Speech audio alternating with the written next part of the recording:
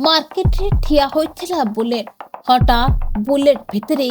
पशिगला shop शेष phenyl पकाई shop को बाहर कले बाइक चालक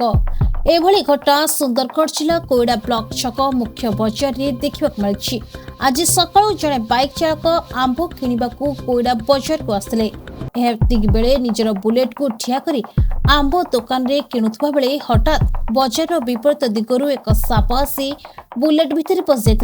जहां देखा शताधिक लोकंकर भिड़ जमी शेष में फिनाइल स्प्रे करी साप को बुलेट रू बाहर करथिले चालक और स्थानीय लोक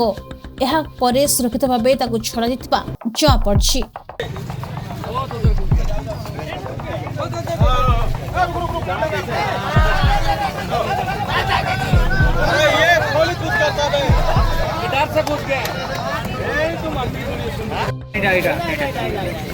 बार